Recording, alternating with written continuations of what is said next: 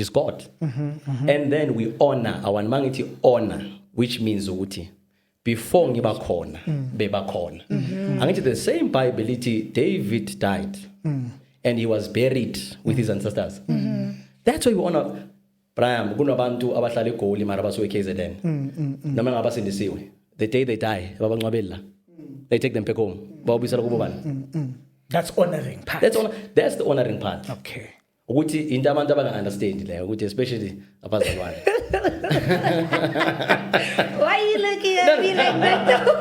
because they take worship ukuthi worship my brother, it's me taking this energy drink. Yes. Ngibeka on a pedestal there. Yes. Ngithi this is the thing that I will worship, this thing that I will pray to. Yes. This is my God. Akunamo uNkulunkulu ngaphandle kwalo. Yes. That is worship. Yes. But me honoring my ancestors, me no baba momzama wampulukeng. Yeah. Yes, igift enginayo mina ibuya kaMasango, which is my great grandfather. Yeah. I honor them because of igift yami kuna la ibuya khona.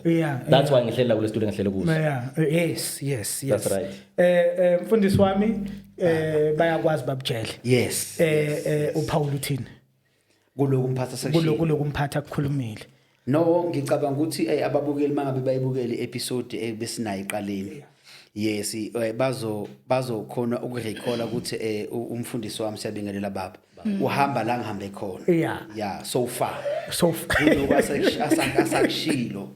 Usahamba la ngihambe khona even namavesi lawa akawavezile the genealogy of Christ. Yes. Remember I said the Bible is not against culture, it's against idolatry. Yeah. Yabona mhlambe to solidify my point umuntu mayiphila uneziqalo ezu2. Yeah. Isiqalo sokuqala uqala kuNkulunkulu bese uphinde uqale kubazali bakho.